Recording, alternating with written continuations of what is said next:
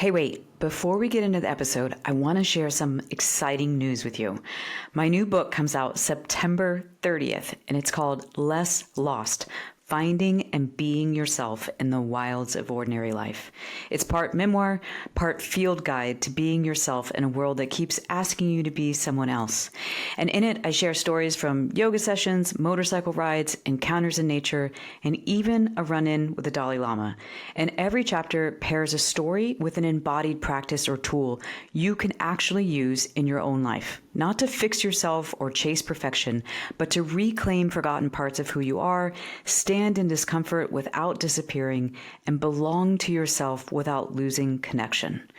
Less Lost drops September 30th, and I can't wait for you to grab a copy for yourself and maybe one for a friend who could use the reminder you don't need to fix yourself. You just need to find your way back to being yourself. All right, now on to the show. Hey friend, welcome back to Hey Wait. So I'm 45 years old, and that means that I'm at that age where every time I get together with girlfriends, we're talking about what kind of wild stuff is going on in our bodies in relationship to perimenopause and menopause. And if you're not there yet, or if your body is not going to go through that shift, let me just tell you, it is a wild and fascinating ride. And I know a lot of women in this period of life who feel betrayed by the changes in their body, or a little anxious about what the rest of the aging process is going to look like as they find their body changing so suddenly, either because of injury or arthritis or health issues, or because of the simple impact of shifting hormones. And if you're not a perimenopausal or menopausal woman, I realize that I might be losing you right now, but I encourage you to stick with me in this episode for two reasons. I have to imagine there's a woman in your life who you love, who does fit this bill, and could benefit greatly from what you're going to learn in today's episode. And because really this episode is for anyone with an aging body. And let's face it, that's all of us. My guest is Ashley Semlan. She's been a top strength coach and trainer in Silicon Valley for 3 decades and owned a large private training, wellness, and longevity facility there for 20 years. Men's Health named Ashley one of the top 100 trainers in America, and she's coached world-class athletes like Jackie Joyner-Kersee and Brandi Chastain. But the reason I asked her on is for the chapter of her work that she's in right now. Ashley's the founder of Selly Strength, and that's the first program of its kind to use something called blood flow restriction, or BFR training. That's a science-backed method that helps you build strength and muscle using very light weight, which is huge if you're managing pain, injury, or aging joints. And her work is about helping people, but especially women over 45, build strength and rewrite the narrative of aging. I personally found Ashley's work last year after getting diagnosed with a genetic connective tissue disorder and realizing that I could no longer do a lot of the types of exercise I've been doing my whole life. And I was fascinated by the science behind her program and then blown away by the experience I had with BFR. So yes, today's episode is about exercise and science, but it's really about hope and agency. Because since you're living in an aging body, there will come a moment when you think, hey, wait, I can't do what I used to do. And what does that mean for the rest of my life? That's why I'm bringing you this conversation with Ashley, aka Coach Selly, because the science behind her work is so remarkable, but it's also surprisingly under the radar. And I want you to know about it. Just like how a light bulb moment in a therapy session can shift how you navigate a relationship, I'm hoping this conversation is one of those moments for your relationship with your body and with the way you experience aging. And I can't wait to share this with you. Right before we just started recording, you were like, let's go. And I was like, yeah, let's do this. This feels like we're getting into our workout. Welcome, Ashley. Hey, Jay, good to be here. Thank you. Yeah, I'm so excited to have you here. I'm going to switch to calling you Coach Selly or Selly because that's how I know you. Your alter ego of the coach. So it doesn't seem natural to call you Ashley, even though that's your name. Perfect. So I've told you this, and for the person listening, you might not know this. Just FYI. the metrics or the people who listen to my podcast are primarily women between the ages of 35 and 55. So if you are that person out there, you are definitely in the right place. And if you're outside of that, this podcast is also for you, because ultimately we're going to be talking about what it is to be in an aging body. But I particularly wanted to have Sally on to talk about BFR in relationship to women in their 30s, 40s, and beyond.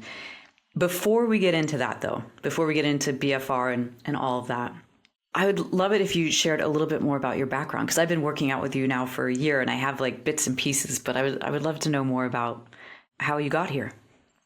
Sure. Yeah. So, oh gosh, I was an athlete my whole life. I was a collegiate athlete. I was actually a NCAA champion in the javelin, which is kind of Oh, an wow. obscure event, but Totally. it was a very cool opportunity to compete at that level, and I got to travel, and it was a Huh. huge part of my identity. And I actually tried out for the Olympic team, had a pretty significant shoulder injury going into those trials, and made it Wow. to the finals, but didn't make the team, even though like the year before I had thrown far enough to make the team, but just the timing, which happens to actually so many athletes, like the Olympics, it's like you got to be at your peak at the exact right time. So Yeah. it was actually quite devastating at the time, but shortly after that, I got one of the most incredible opportunities of my life. I got a call from, and this is back when, literally my phone on the wall rang. This is like in the 90s. I got a call from from Bobby Kersey, who was like this elite track and field coach. And he gave me the opportunity to come out to St. Louis for the summer and work with Jackie Joyner Kersey, getting her ready for the Olympics. So it was kind of like this default opportunity because I didn't make the team, and it kind of changed the trajectory of my life. It was the first time I became the coach, and to this like incredibly amazing, gracious, elite, like world champion, one of the best female athletes ever. Unbelievable. Wait, so how So old were yeah, you at that time? I was like 26. And did you see yourself as a coach? Like, had you thought that that would be something you would do? I think, I knew I was getting towards the end of my athletic career one way or another. And so I had thought about that was sort of what I thought the next step would be. I thought maybe I'd coach collegiately. And then when I got the opportunity to work with Jackie, it was wow. And it actually came, what I realized at the time, even being that young and working with someone more elite than me, who's older than me, like it came really natural for me. And that was kind of the first time I kind of realized, oh, this is a skill set that I have. That's kind of fascinating that that would not, I guess at that point you had just been focusing so much on your own training and focusing so much Exactly. on your own performance that you had never Hmm. really thought about what this would look like if you were on the other side of Hmm. that. Right. Yeah. Huh. Yeah. It was a profound summer. I still remember it so well. I ended up working with her that year, and I worked with her 2 years later for the '98 Goodwill Games, which was when she retired. And she basically won that competition because of her javelin throw, and they gave me all this No credit, which was shit. kind of amazing. Yeah, it was really really cool. So Did that you get to was go to the oh Olympics? yeah. Oh yeah, I was there in the '96 Olympics, but she pulled her hamstring in the first event of the heptathlon. So she didn't finish, so she never got to throw the javelin. And then that's why 2 years later they didn't want her to end on a didn't finish competition. So she did this Goodwill Games 2 years later where she won the competition. It was kind of Oh a my full God. circle. Okay, so I interrupted you in a moment when you said that you got a lot of credit for her with the javelin. What was that like for you? So it's very interesting. I was actually coaching by that time. This was 2 years later. So I'm 28. I'm coaching at Stanford as like a teeny weeny newbie, like not like the cool, not like I was like highly respected or anything. I was just like the new coach helping with multi events and javelin. And so the head coach, Vin Lanana, was a pretty well known, well respected track and field college coach, older gentleman in like the later part of his career. And I'm like new. He never like even knew who I was, I don't think, at Stanford, right? Never talked to me, never. But here I am in the stands coaching Jackie Joyner-Kersee. She's like coming over to me. I'm like leaning over talking to her, and Vin Lanana is behind me. And he's finally like, hey, Ashley, come over here. Who I are need to you? talk to you. Yeah, so it definitely improved my street cred like instantly. So that was pretty satisfying. Wow. Yeah. And so then it would have been, well, so then when did you open your own center? Yeah, so right around that time, I was coaching at Stanford and I started personal training because I wasn't getting paid much as a coach. I started personal training to make extra money. Was finishing my master's degree in sports psychology. I had every intention that I was going to be a college coach and work with Olympic athletes. Mm, But I started personal training and kind of realized in that process that a couple things. One, working with like just an general average person looking for fitness versus an elite athlete, you impact them in different ways, right? But like the mm, amount I was impacting people's lives was pretty cool in the personal training world. I mean, it wasn't as kind of glamorous as working with mm, athletes, but with athletes, like it's, you know, you don't have a profound effect on their overall health and life. And so I really kind of started mm, embracing the personal training. And then I got the opportunity to run a facility, and I really liked the business side. That's when I discovered my dad's an entrepreneur, and I think I have a lot of similarities with my dad, just personality wise, and the business side really spoke to me. And I think once I got more distance, I think I wanted to be a mm. coach because that was just the only thing I can imagine as my next step, because that's all I had known in my life. And I think once I got some distance from that, I kind of realized there are other things that I was interested in and good at. And the business side really spoke to me. And combining that with fitness and health and movement, which is what I was my other passion, was just a really nice fit. I can imagine that. And so that's what, 20 years, 30, 25 years? Yeah, yeah. So that's been close to 30 years, 27 years, and then I opened my studio in 2006. So I've had my own facility almost 20 years. It'll be 20-year anniversary in January. Wow. So That's yeah, incredible. All in one yeah. same place the whole time. We moved locations once, but yeah, the same company. We've been in our current location about 11 years now. Well, then, so understanding the part of your trajectory around enjoying the business aspect of it makes me like clicked something for me around BFR then, because it does feel like this isn't because so few people know about it and it's so impactful. It feels like a really incredible opportunity around finding a way to not just have the one-on-one contact with someone and change their life that you loved so much in personal training, but also to find a way to spread the message about what this is.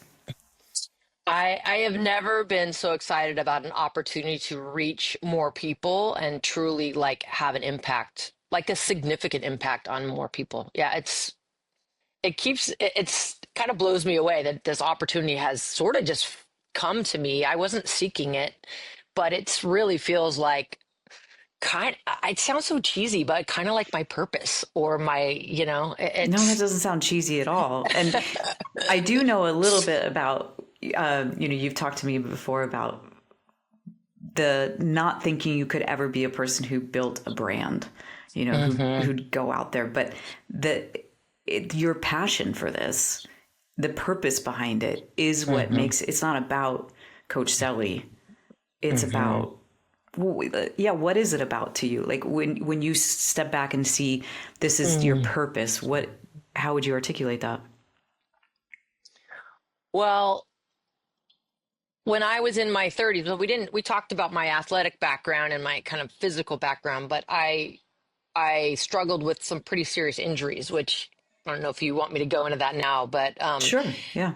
so I broke my hip as a kid when I was 13, and then I was an elite athlete on this kind of in hindsight. I didn't really know it at the time because we have so much cartilage when we're young, but I was doing all this intense activity on a compromised hip joint that had been broken and healed Ah, slightly incorrectly. I could still function at the time. My hip was kind of tight. I didn't think much of it, but by the end of my career, so 26, 27, my hip had already changed so much that I had, bone on bone, bone spurs. My mobility was really compromised.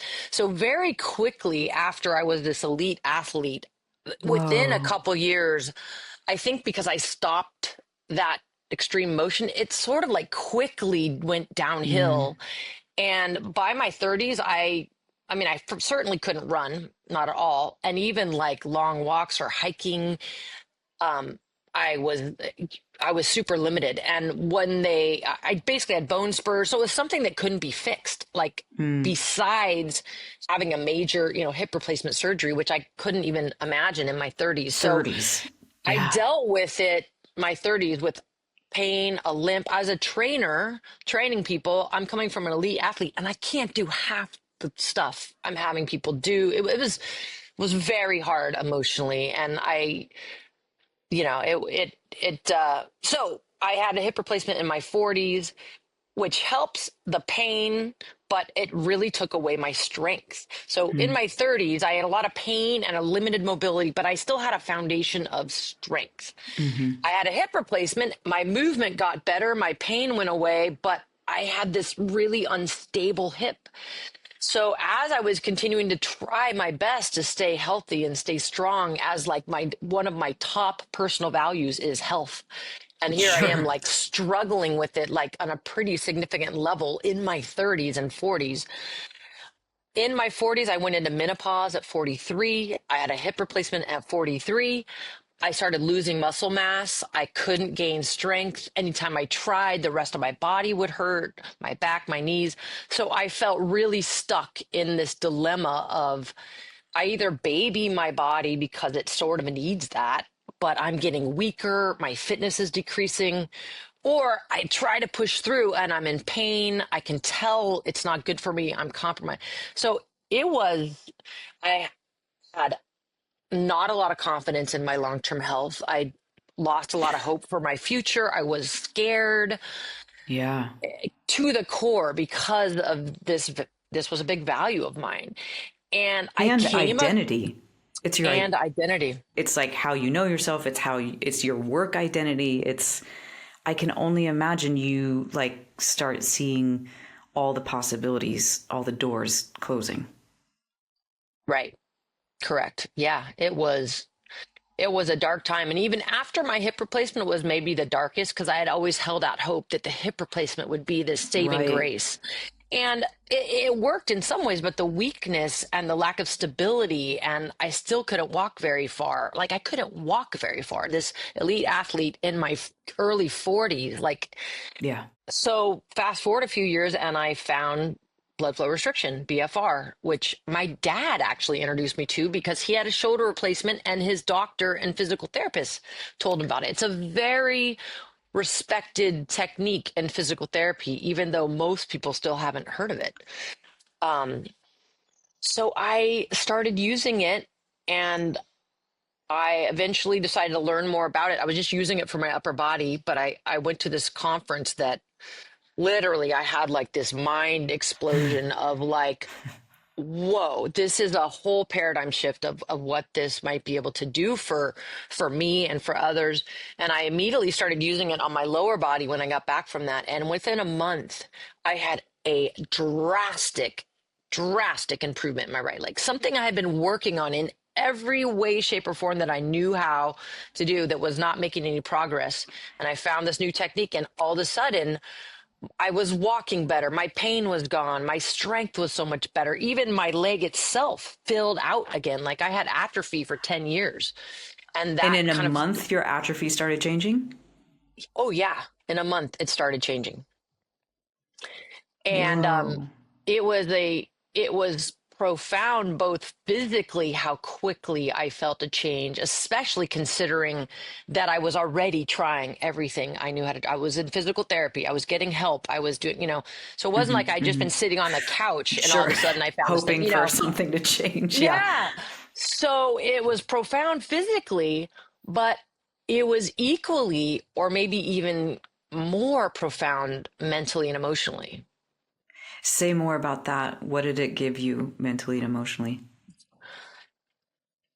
It gave me hope that there was something I could actually do that didn't hurt my body, that gave me the things I was seeking, strength and vitality and ability to do more in my life without feeling like I was compromising myself. So the hope in how I saw my future completely changed. Mm-hmm. And just giving me agency over my aging, as opposed to just being like, this is totally out of my control, and like there's nothing I can do, and oh my God, this is just happening to me, versus like Mm-hmm. there's something I can do that I have control over, that's doable, that's accessible, that feels good on my body and is helping me. That switch and sort of like something's happening to me versus like I can do something was profound.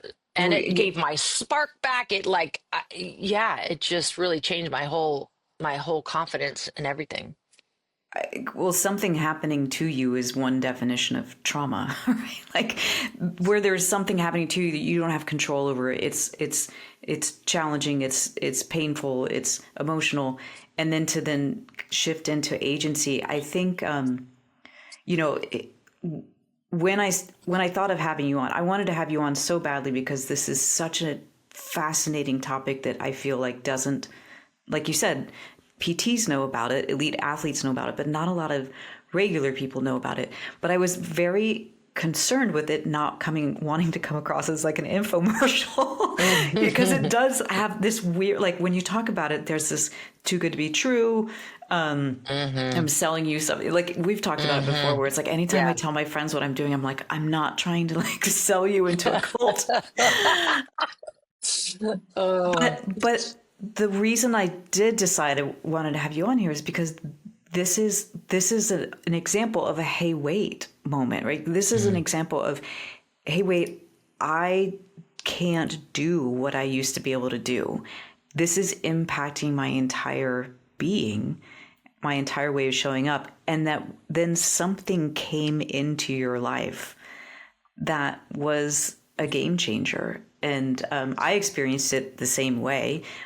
My story is different than yours, but similar in that my whole life I've been an athlete. I've been an active person. I was a elite gymnast growing up, and then I was a yoga teacher for 25 years. And I'm 45 now, and when I turned 43, my body really started going through hormonal changes and things started shifting. And this time last year, I got diagnosed with a genetic connective tissue disorder, which meant that I couldn't do, same as you, I couldn't walk. I was like, what the hell? I'm 43 years old. I can't walk.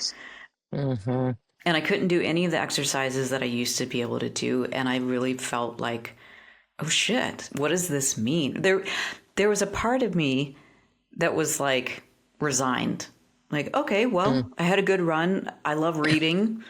I'm going to just read a lot more.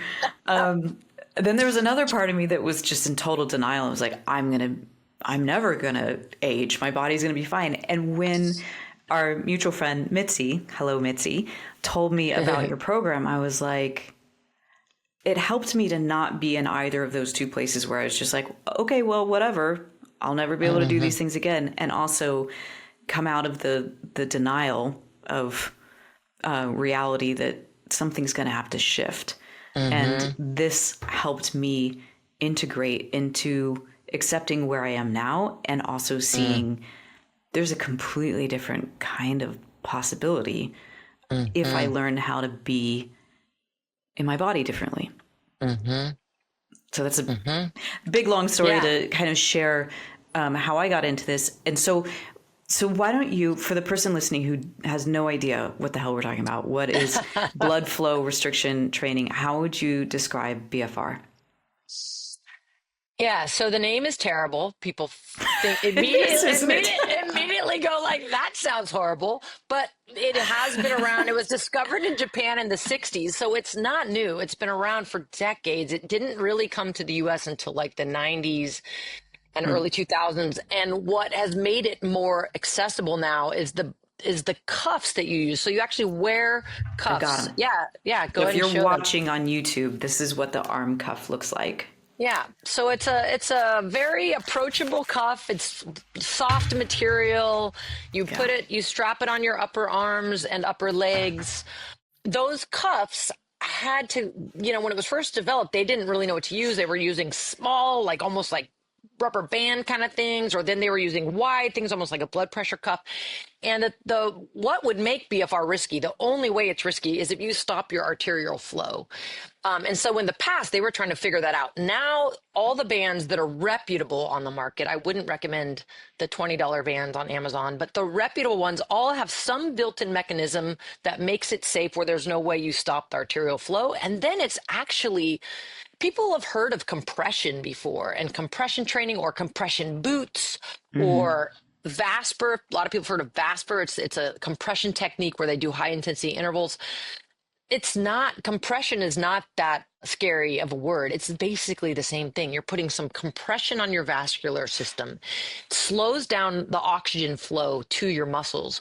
And the two big things that causes is it causes your slow twitch muscle fibers, which are endurance muscle fibers that we kind of maintain as we get older, but they're not very strong and they don't protect our bones.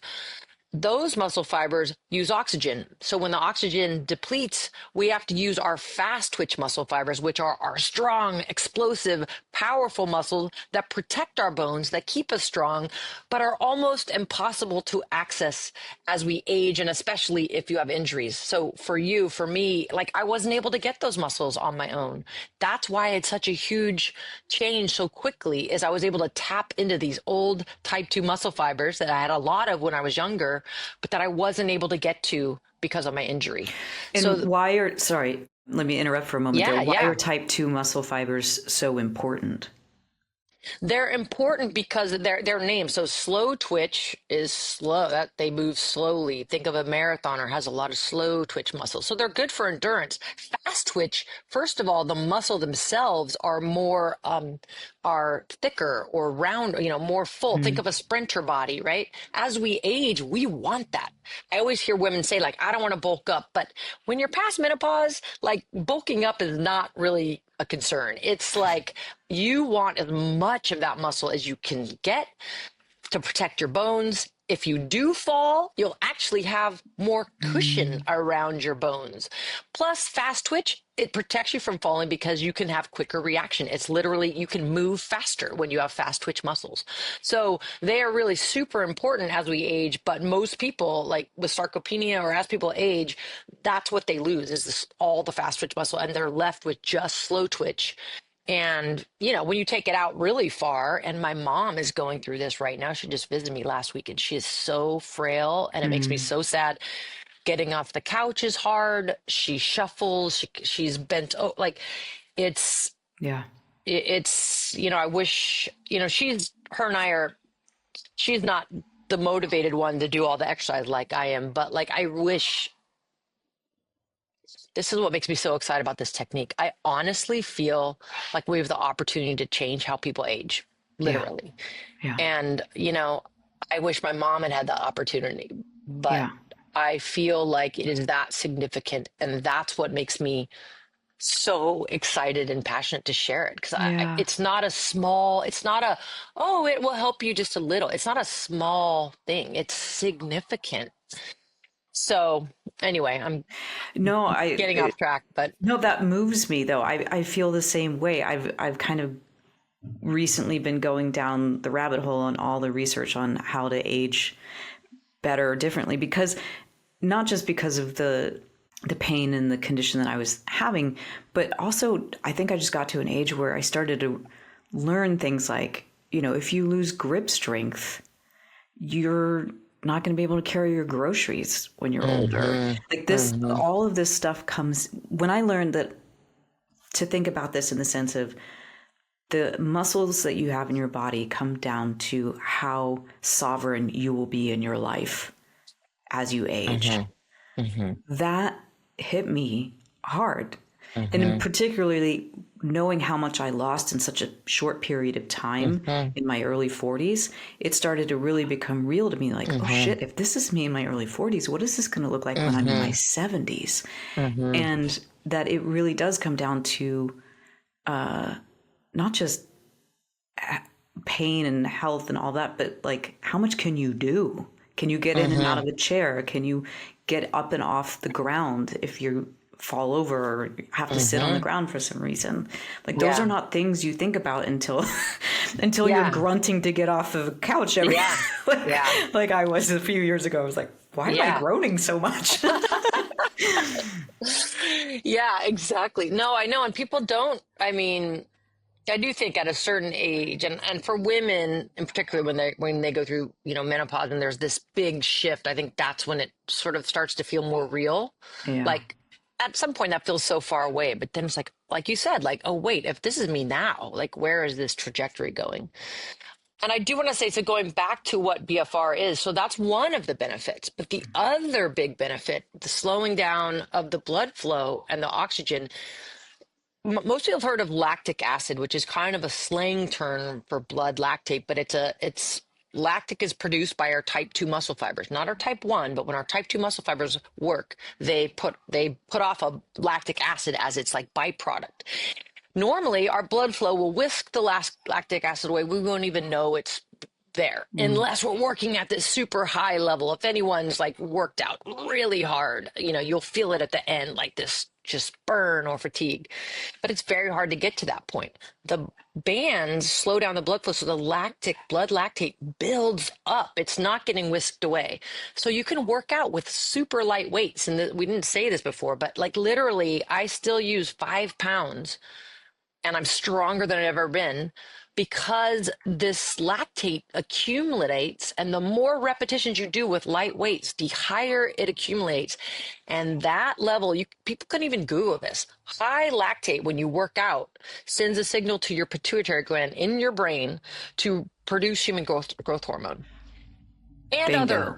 Yeah. other hormones. But human growth hormone is the number one hormone to help with all the age related fitness decline we're talking about. So human growth hormone helps to build muscle, build bone, reduce fat, especially fat in the midsection, increase energy, increase mental clarity.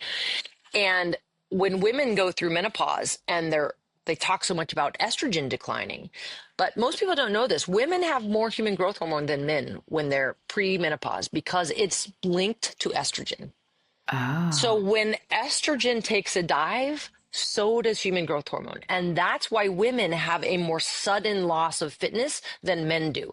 Men still lose human growth hormone, but it's more gradual. So Mhm. men start feeling the way women do, maybe like in their 60s, 60s. Yeah. but women have this quick dive in their 40s, early 50s.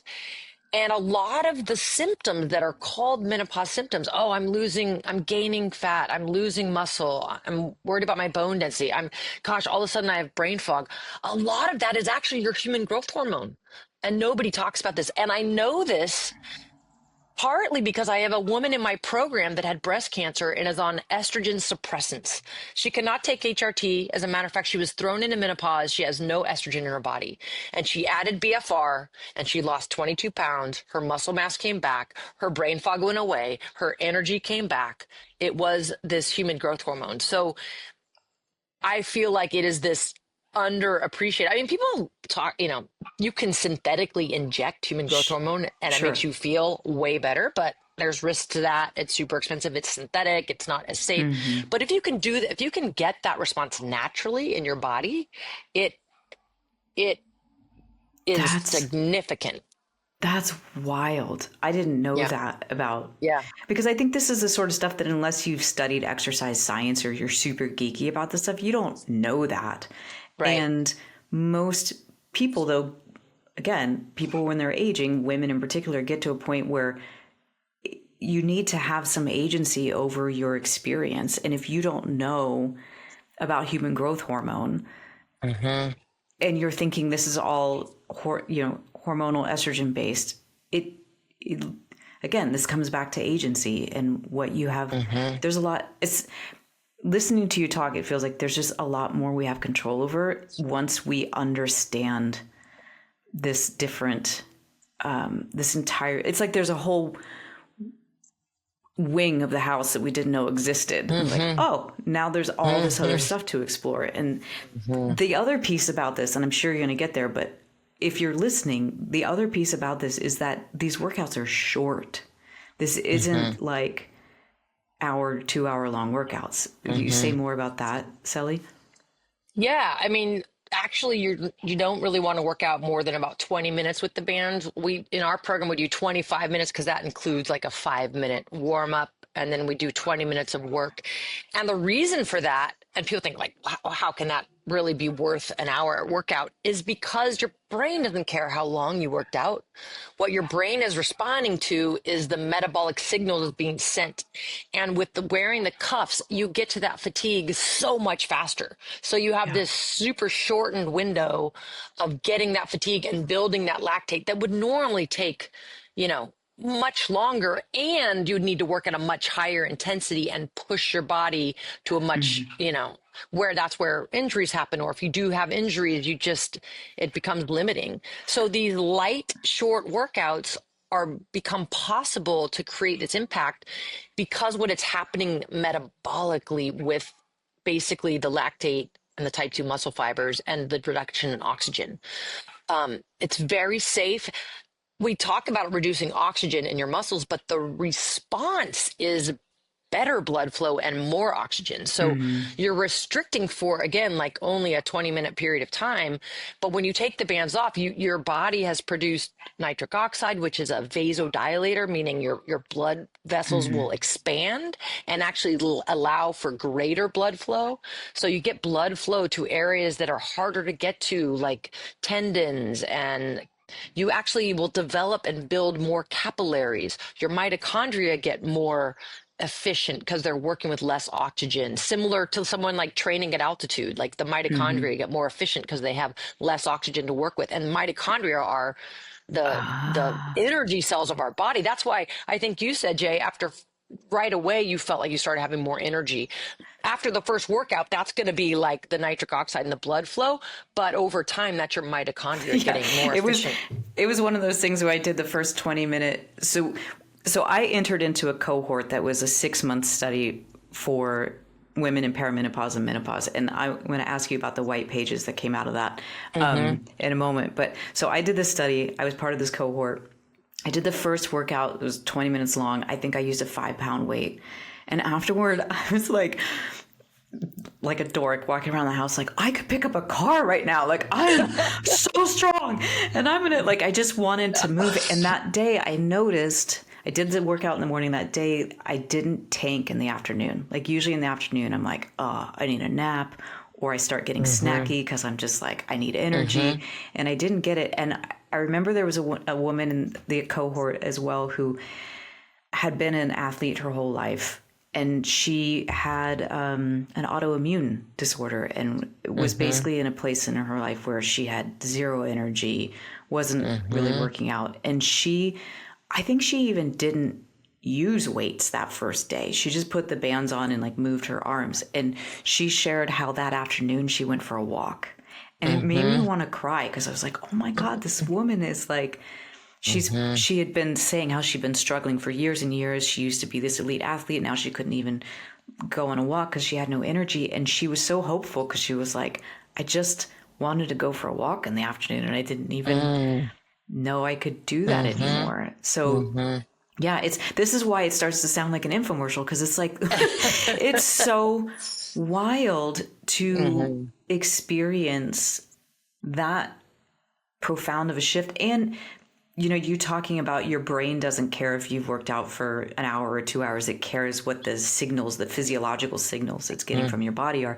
It makes me think about nervous system regulation and the ways that, our body is sending information to our brain. 80% of the communication between body and brain goes from body to brain, not brain to body.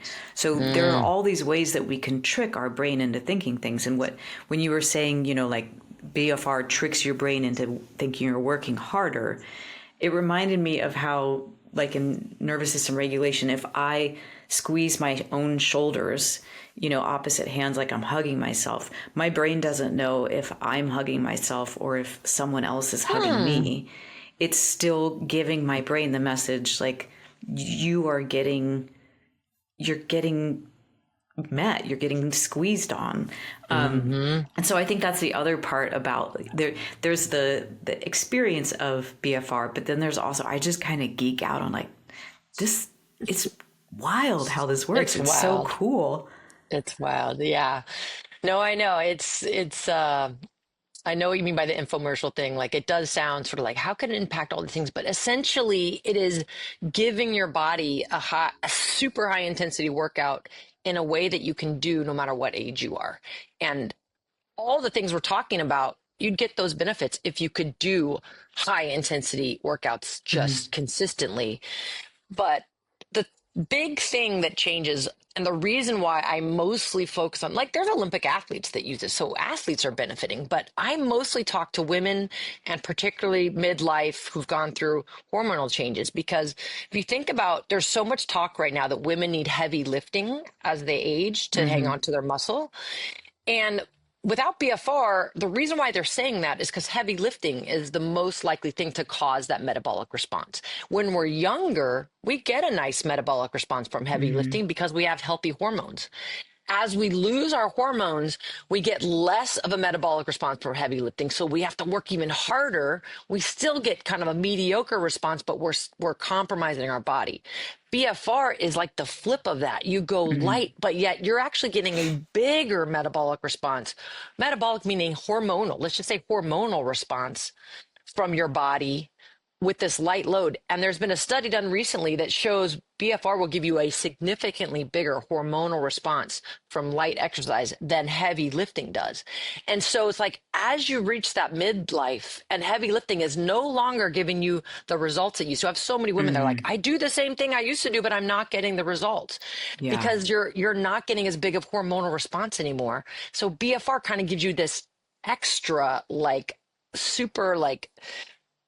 supercharged response that's disconnected from the amount of work you're doing. So Yes. Which before I it's like love. yeah. Because So I'm you getting get this lazier. well, you get this disproportionate hormonal response. And when you age and you start losing fitness, it's not as much because of what you're doing, it's more about your hormones. Like just like you when gaining weight, it's not because you're all of a sudden eating more calories. It's because you don't have the healthy hormones that help you maintain your weight the way you used to. Same with workouts. You don't have the hormones that respond from your workouts the same way. So you're not going to gain the strength. You're not going to get the energy. But this is a way to get that increased boost in hormones as if we were younger. So that's why it gives you this feeling of, oh my God, I feel like I did 20 years ago or 15 years ago. Yeah. Yeah, that makes total sense. What about the white paper from the cohort that I was in that you Yeah. studied? Yeah. Yeah, so we did we wanted to do a study, obviously with an observational, white paper, so it's not an official clinical trial, but we want people to take our paper and do more with it. But we wanted to look at, perimenopause and menopausal women, and we wanted to do over a longer period of time because most studies are done on men who in their 20s, and they're usually like very short and not really a real life workout. So we wanted to see, like, in the real world, what kind of results do women in this age range get? And we were blown away because we basically, for the women that were over 50, we basically got statistically significant results in every category we tested, which was they all lost significant body fat in their waist and hips. They all significantly gained strength, which we measured by push-ups and wall sits, significantly gained strength. They all had better heart health, which we measured just by resting heart rate. On average, it went down by 4 beats, which is big. Pain went down. Anyone that started with a pain scale of 5 or more on a 1 to 10 scale, on average, dropped their pain by 4 points, which is huge Whoa. yeah. And then exercise motivation and adherence for anyone that was exercising less than 3 days a week going into the study increased their workouts by, on average, 2 days a week. So what that's telling me, the workouts are doable. They're Yeah. not intimidating. They're easy. You start to feel good. You're having less pain. All of a sudden you get into this positive motivation cycle. You want to do the workouts. It feels good. You like how you feel. Yeah. You're seeing change. Your body's feeling better versus a lot of exercise, which is it's hard. I feel like crap afterwards. It drains Or my it energy. My takes body so hurts much or time, and I'm a takes so much busy time. woman in my 40s and 50s. When the Right. F am I going to do this? Exactly. Yeah. So we were so excited. We kind of went into it. It was a lot of work, a lot of time. And we didn't, I believed in the product and I'd been doing it and I'd been seeing people getting these results, but it's a little risky to be like, we're going to do this study and let's see what Yeah. happens. But like, I was so excited to see that it proved out what I kind of already knew, but it was just having the actual numbers and data was really cool to see. Yeah, it was incredible. And I can attest to all of those things. I know I wasn't one of the women over 50, but all of those things were true for me as well. And during a time when I was basically only doing that and a lot of physical therapy, and just noticing how much my body was shifting and how much stronger. I was every once in a while doing Pilates, and I would go to Pilates class and people there would be like, "You're so strong. How are you doing that?" And I was like, "I'll tell you how I'm doing that." Yeah. Yeah, definitely has Yeah. changed. And that's a good point about, I don't think someone needs to be over 50. I think people could start at any time, right? That's, like I Yeah, said, Olympic athletes who are 20 are using it. But really, when women start to feel hormonal changes in perimenopause, I feel like that is the that's the really sweet spot. sweet spot to start because they're going to really get a big benefit.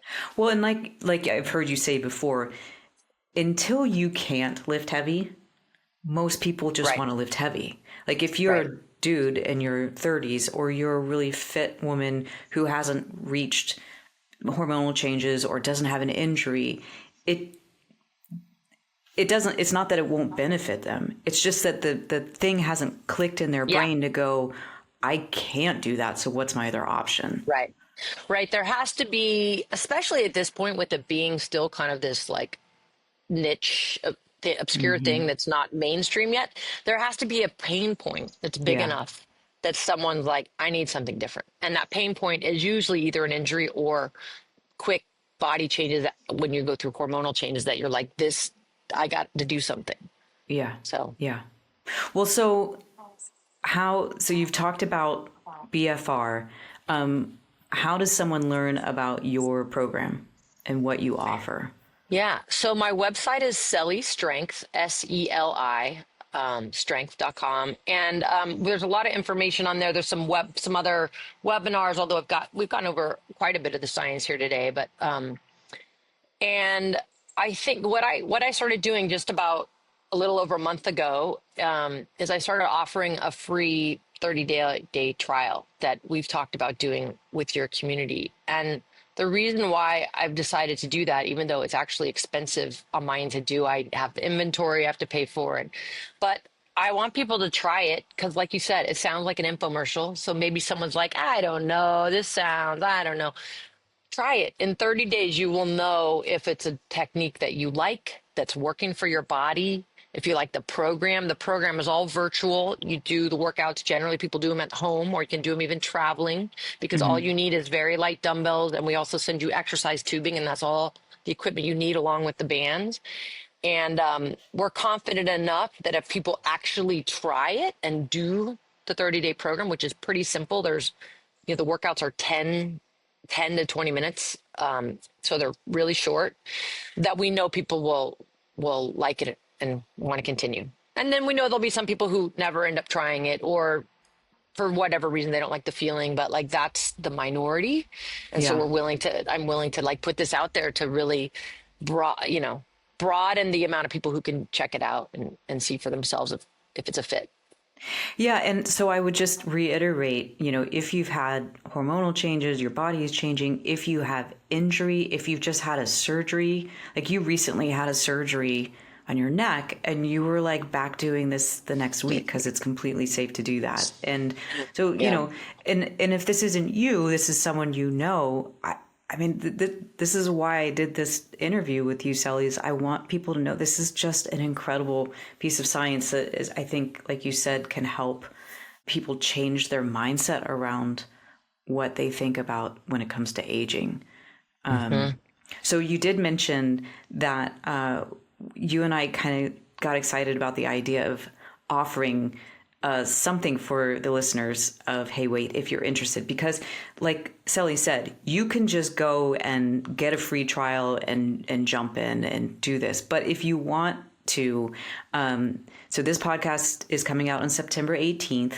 We were going to do a thing that if you sign up by October 7th and you use the code Hey Wait, you'll get invited to a kickoff call, and we'll have like a little cohort where we all start together, because I'm still doing these workouts and coming along. So I would be on the call with Sally and the kickoff call on October 13th. And then we could have this cohort that starts together and gets all fired up together. So if that's something that interests you, we'll have that information in the show notes about where you can sign up. The coupon, or not, it's not a coupon code because it's already free, but Hey Wait would be the code. And then we can all play together, because that's also been, I'm a very self-motivated exerciser. I am not someone who's ever really been excited about going to classes, because it's just the whole extra thing of driving and getting there. But I love going to the classes and like seeing the other folks on the calls. And even when I just watch the recordings, like I know everybody's name. And when you call out, people's names and good job and all that stuff, I feel like I'm part of something. So I thought it would be That's fun cool. for the people who are listening to this podcast for us to get to do something together.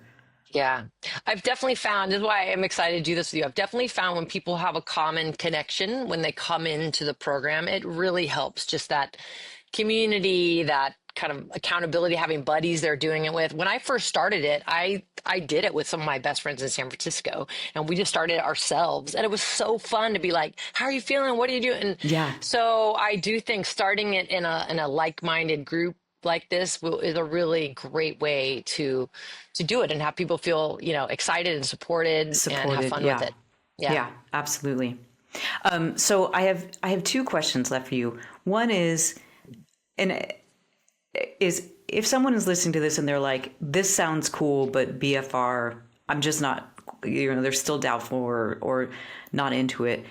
Like, stepping back, what would you say is like one place or one or two places where a person could start working on what's really important for their body in terms of longevity? Does that make sense, that question? Like, if you're not going to do BFR, Hmm.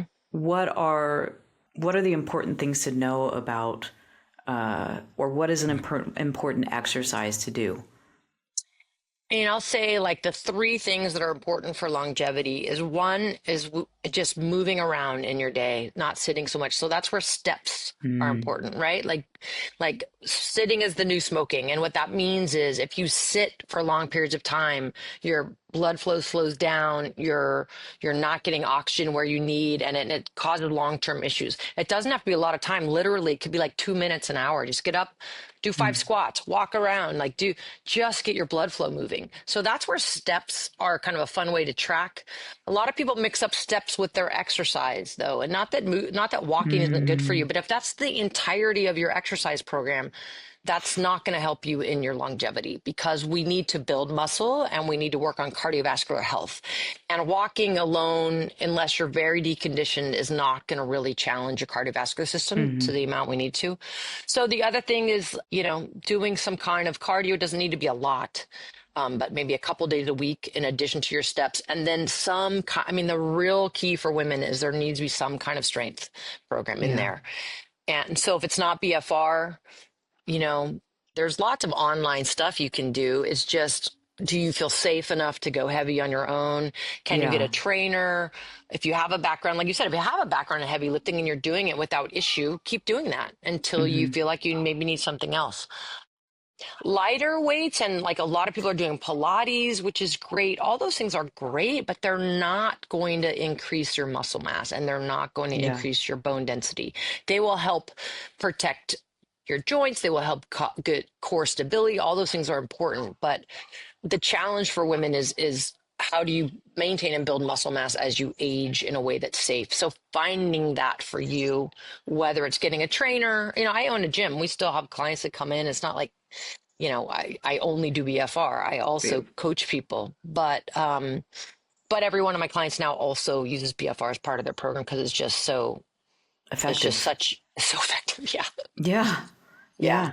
So effective and so easy. And what you mentioned there too is like it's safe because I had never done heavy lifting because I didn't I mean I have a degree in kinesiology and I've been an athlete my whole life, but I still was like, I don't really know what I'm doing. I feel like I could mess some stuff up. So, yeah, I feel like that's another benefit to this is it just like you're held in a container where the work is safe. You're there you're great about answering questions and making things specific for people and what they're going through. So if you've listened to this podcast and you're still like BFR is not for me, that's completely fine. I'm not going to come hunt you down and make you sign up for it. But if you're really intrigued, I would highly encourage you to do it because the program's awesome. Coach Selly's awesome. The community is fun. And it's been life-changing for me. So I want to thank you for that. You're I doing love good that. work in the world, and I just Thank wanted to you. amplify it.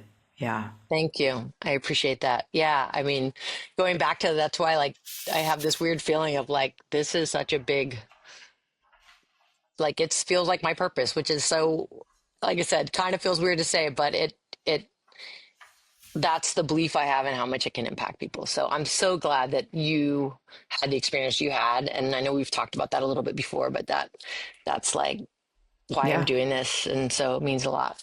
Yeah. And continue to have like I'm hooked. I'm in. So before I let you go, I'm gonna ask you the same question I ask everybody at the end of the podcast because you're someone who's been embodied and been close to your own physical experience your whole life. So I'm just curious, for you, do you have a practice or a ritual or something that you do that helps you stay with yourself when you're around other people or just when you find yourself kind of spinning out? I'm Mhm. assuming you're a normal human being who spins out in your head. I don't know. Maybe you've gotten beyond that, and I should have you on to have a different I'm conversation. enlightened. Yeah, no, I'm still human, that's for sure. Well, my being kind of in my body that obviously might be doing some kind of exercise always makes me feel more grounded. So whether that's even, you know, doing a workout or going out for a bike ride or going for a walk or something like that. But Mm, if it's like a momentary time when I'm like I feel myself getting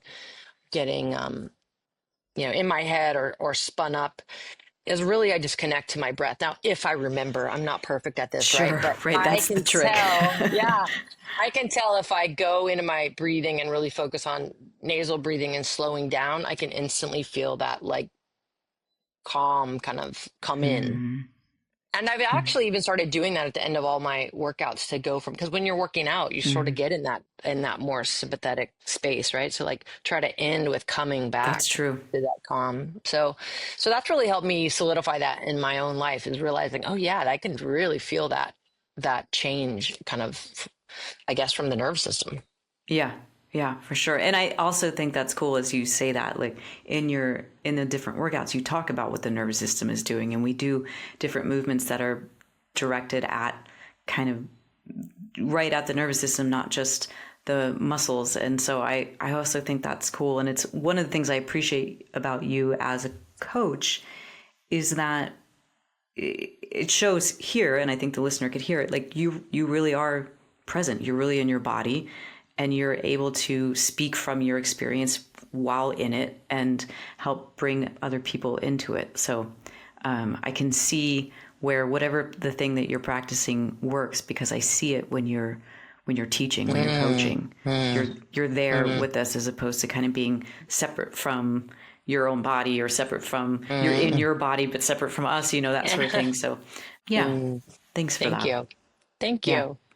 All right, well, This, listener, I hope this got you pumped up. I kind of have that feeling of like I'm going to go lift a car now just talking about it. I hope this got you pumped up to at least go look. There's a lot of cool videos, because that would be the other thing I would say about the program. It isn't just the workouts. You do hot topic calls, and you have a lot of different experts come on and talk about different aspects of this. So go check out sellystrength.com. There's cool stuff going on there. If you want to come work out with us, that would be awesome.